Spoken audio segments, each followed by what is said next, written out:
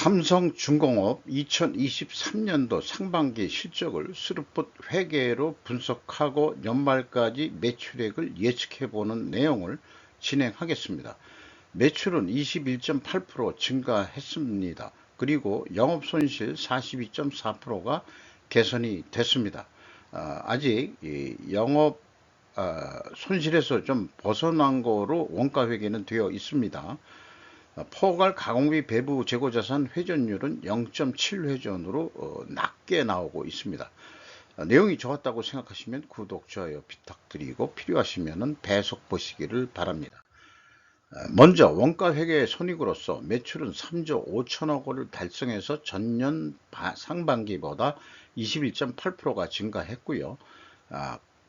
포괄 가공비 배부 재고자산은 4조 7천억 원으로서 매출액보다 더 많습니다.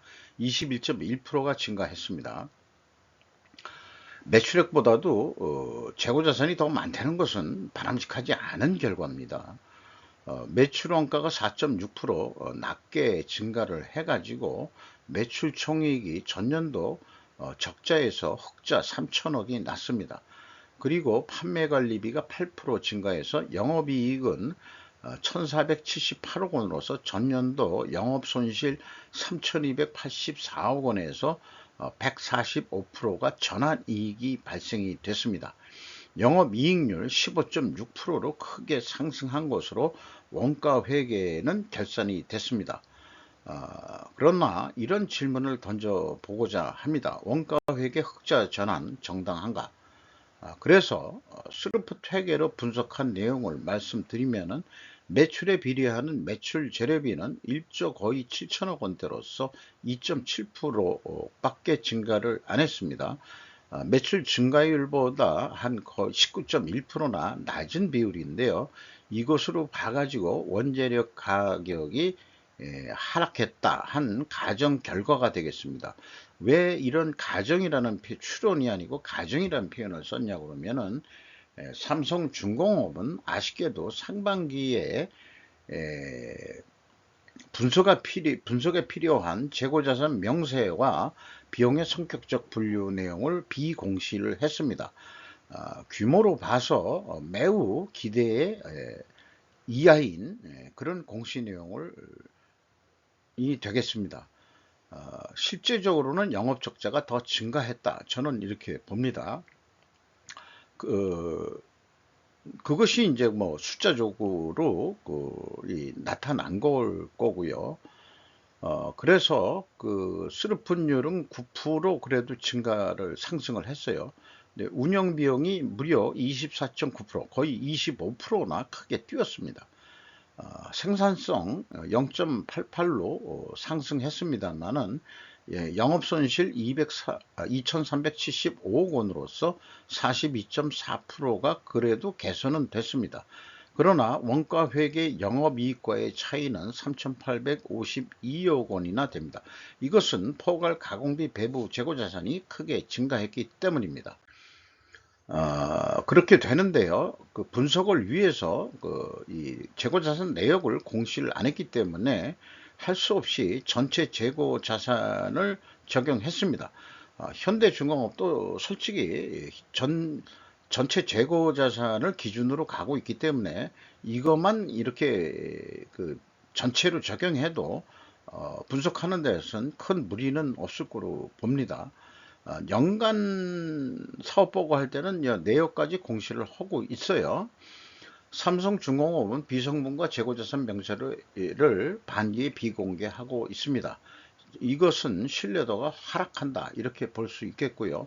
분석을 위해 전체 재고자산 증감을 적용했습니다. 계약자산의 대폭적인 증가는 미실현 이익일 뿐이다 이렇게 되는데 이 두 가지가 합치면은 8천억 원이라는 그 아직 미실현 이익이 원가 회계에서는 여기에 가공 비율만큼 이익이 더 플러스해져 버리는 거죠. 이것이 그러니까 실질적으로는 흑자가 아니다 하는 점을 말씀드리는 겁니다. 그래서 AB는 제가 맞춰준 수치고요. 그 다음에 가공 비율이 0.9% 내려갔다고, 아니 상승했다고 이렇게 됐는데, 원재료 가격이 하락했다. 현대중공업도 하락을 했거든요. 그래서 아마 그 같은 업종이니까 하락했다 이렇게 봐서 뭐 거의 1% 정도 내려갔다 이렇게 가정해서 모든 것을 역산해서 풀어낸 수치가 되겠습니다. 그러나 그 재고자산 회계 투명성 검증 3단계에서 PQ 총 제조 비용의 갭이 있고요. 이것은 PQ 총 제조 비용 아니 생산 재료비의 차이액과 동일한 금액이고, 또한 가공비 배부 재고 자산의 차이액하고도 일치하는 겁니다. 근데 그 내용이 뭐냐 그러면은 이제 계약 자산의 증감액이다. 이런 얘기가 되겠습니다. 그리고 현금 흐름표 기준 전체 재고 자산은 현금식으로 읽으면은 현금이 1034억 원이 나갔다면은 재고가 1034억만 증가하면 되는데 2043억 원이 증가했어요. 그래서 1009억 원의 어떤 이 재고 자산이 갑자기 증가를 했는데, 마이너스로 표현된 것은 환입을 다시 1000억 원을 잡았다는 얘기입니다. 자, 이게 1천억이나 되는 돈을 전년도에는 한 145억 이 정도 수준으로 한다 그러면 어느 정도 상식선이다 그러지만은 1000억 원이나 그 환입을 잡았다. 그 원자재 가격이 내려갔다 그러는데 보통 시가 평가한다고 그러잖아요. 그럼 내려갔으면은 평가 손실이 오히려 나와야 되는데 오히려 환입을 잡았다는 것은, 이것은 어떻게 생각하면은 뭐 속된 표현으로 장난질하는 그런 그 회계 그 조작 방법 아니냐라고 저는 감히 주장하고자 합니다. 그리고 계약자산의 증감액도 차이가 있습니다. 현대중공업은 일치했죠. 이것을 대손상각이라고 뭐 생각을 해볼 수 있습니다만은, 계약자산이라는 것은 미청구공사 성격이기 때문에 도대체가 아직 청구도 하지 않는 놈을 어떻게 대손상각비로 떨어낼 수 있느냐. 이게 회계 그 뭐라 그럴까요? 그 회계 기준을 좀 무식하게 적용하고 있는 거 아니냐. 이런 생각도 하게 됩니다.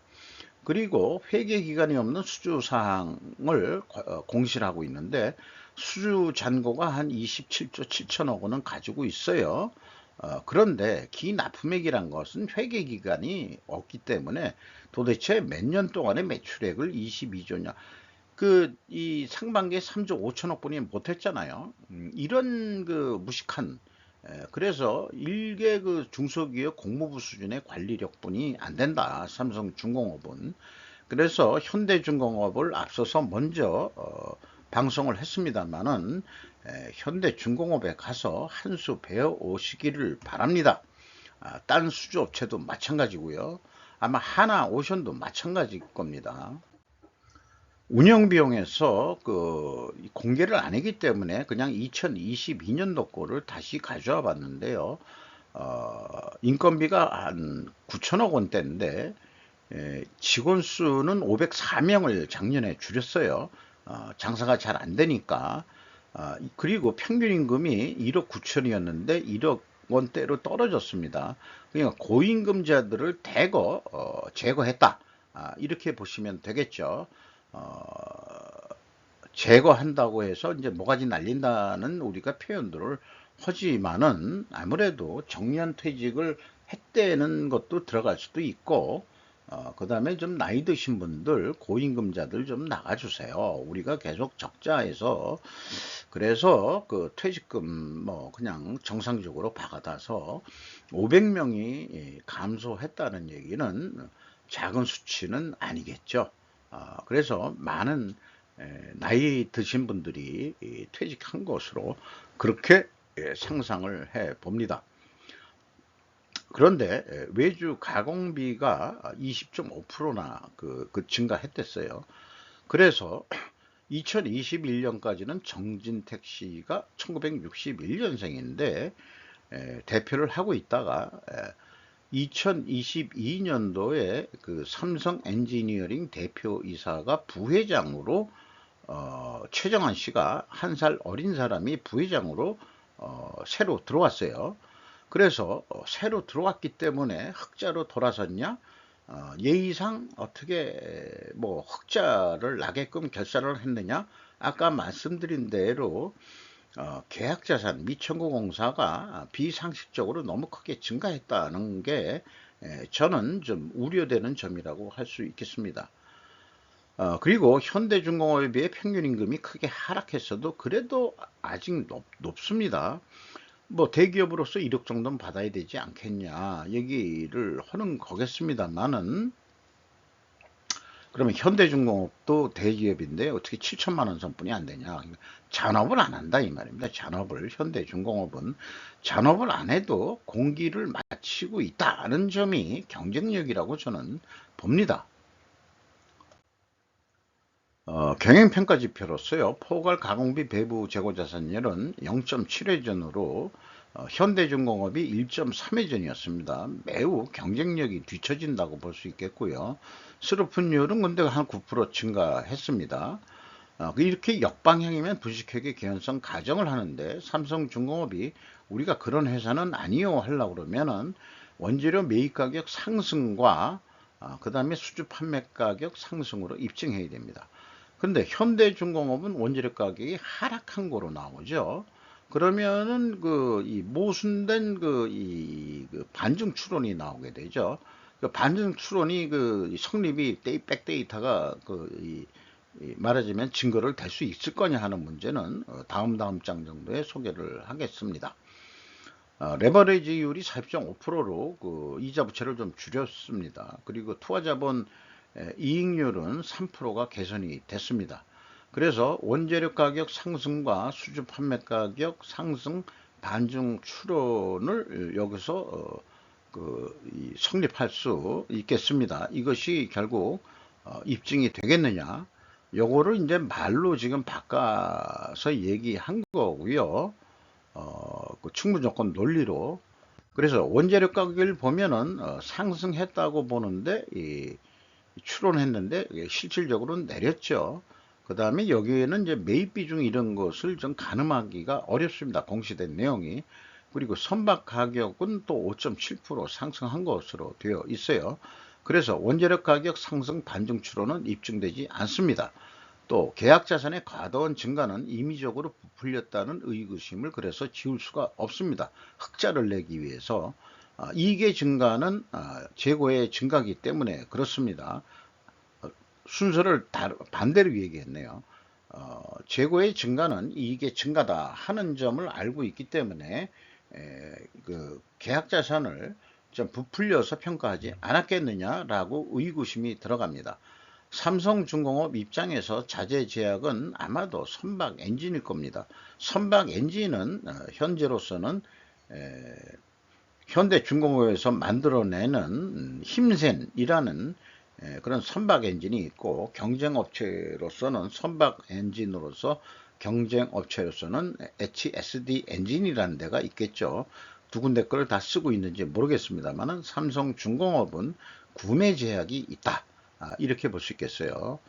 그래서 이것을 이 선박에만 다 대표적으로 적용할 수 있다고 보고, 3.4%가 내려갔으면은 제조원가 비율로 따질 때 1.8% 가격 하락 요인이 있고, 가공 비율은 또 올라갔으니까 그래서 이 원가 상승률이 1.4% 내려갔다면은 1.4% 판매 가격 하락 압박을 받게 되는데, 거꾸로 5.7%가 국제 시세가 올라간 거죠. 그래서 나름대로 영업 손실이 개선이 됐습니다만은, 자, 선박 가격도 올랐는데 왜 흑자를 못 만드느냐? 그러면은 결국은 우리가 이 선박을 만드는데 노동 생산성이 매우 떨어진다, 이런 생산성이 매우 떨어진다 하는 고질적인 문제를 가지고 있는 거죠. 그나마 현대중공업이 계속 개선을 시켜 나가고 있는 것으로 보이는 거고요. 그래서 이 상반기 실적을 기준으로 연말 매출액은 한 7조 4천억 하면은 6,587억 원이 남겠다. 요 경우 21%가 재고가 증가한다고 본 건데요. 반대로 21%가 감소한다면 매출액을 그대로 둔 상태에서 영업적자 876억 원이 다시 영업적자가 될 겁니다. 그러니까 삼성중공업 입장에서는 새로 부회장이 오셨든 말든지 간에 재고를 못 줄일 겁니다. 따라서 재고를 줄이냐 증가시키느냐 이거의 관점이 아니고 재고 회전율을 어떻게 올릴 수 있느냐, 선박 공정관리를 어떻게 하면 더 단축시킬 수 있겠냐. 공정관리를 단축시키면 인건비도 더 줄어들 겁니다. 잔업도 안 하게 되고, 그런 경영 혁신을 삼성중공업이 도입을 해가지고 성공해야 될 것이라고 저는 믿습니다. 그래서 손익분기점을 스르프상으로 본다 그러면은 7조 한 9천억 원은 해야 돼요. 그런데 현실적으로 그 있는 실적 그대로 그냥 연말까지 그냥 가져간다면 한 7조 원뿐이 못하게 돼 있어요. 그러면은 뭐 영업 적자는 뻔하게 보이는데 일단은 손익분기점은 7조 9천억까지 해야 된다는 목표는 세울 수 있습니다. 다만 판매 가격을 7조 원으로 한다고 하더라도 그러면은 예상은 4,770억이나 영업 적자가 예상이 되는데 재고 회전율이 좀 낮았었죠. 그걸 1.6회전만이라도 17.8% 노력하는 거죠. 아까 말씀드린 대로 선박 공정 관리를 어떻게 해서든지 단축시키면은 비용이 크게 절감이 될 것입니다. 그러면은 매출 인식도 추가로 일어날 수 있겠죠. 그 진수를 빨리빨리 시켜가지고 이제 고객한테 배를 그 인도할 수 있다면 말이죠. 그러면은 1.6회전 좀 해봐야 되지 않겠냐. 현실적으로는 줄어드는 재고도 있을 거고요. 그리고 원가 회계보다는 한 4천억 원, 이게 한 배 하나의 가격이라기보다도 그냥 단가비요. 뭐 예를 들어서 그 이 한 뭐 부수별이라든지 이렇게 봤을 때 스루풋은 700만 원이면 되고 그 다음에 원가 회계는 한 740만 원으로 나오게 되어 있습니다. 그래서 이런 경우가 오랜 분석 경험상 4분면 매트릭스표를 만든 건데요. 재고가 그 증가할 경우에는 원가 회계 영업이익보다 이익이 항상 작게 나오게 되어 있고요. 판매 예가는 원가 회계보다 낮게 나오게 되어 있습니다. 현실적으로 손익분기점 계획을 했어도 낮게 그 계산이 되는데 그래도 이익을 더 내기 위한 것은 결국 재고 회전율을 상승하는 수밖에 없다. 이것이 이 경영의 키다 하는 점을 다시 해서 강조해서 말씀드립니다. 주가는 한 3월 중순부터 꾸준히 상승하고 있습니다. 그리고 외국인 자본 지분율이 19.18%로 나오는데 모건 스탠리가 눈에 띕니다. 이상 삼성중공업 상반기 실적을 분석을 해 봤는데 제목에다가 재고자산 회계 투명성, 불투명 뭐 이런 말을 붙이든지 좀 그랬어야 되는 거 아니냐 하지만은 거기까지는 아닌 거 아니 확인하기가 어렵습니다. 왜냐 비성분 자체를 비공개했기 때문에 근거 없는 주장을 하기는 그래서 좀 더 이 삼성중공업이 투명한 기업이 되기 위해서는 분기나 반기 때도 그 재고자산 명세하고 비용의 성격적 분류 내용을 공개해야 마땅할 것입니다. 그렇게 불투명성이 있음에도 불구하고 주가가 올라가는 이유는 저는 저로서는 모르는 분야입니다. 성과가 뭐 낮았다고 원가 회계로 했는데 그것은 제가 생각할 때는 부풀려진 이익이다. 부동산 거품처럼 그런 생각이 들어갑니다. 이상 삼성중공업 마치도록 하겠습니다.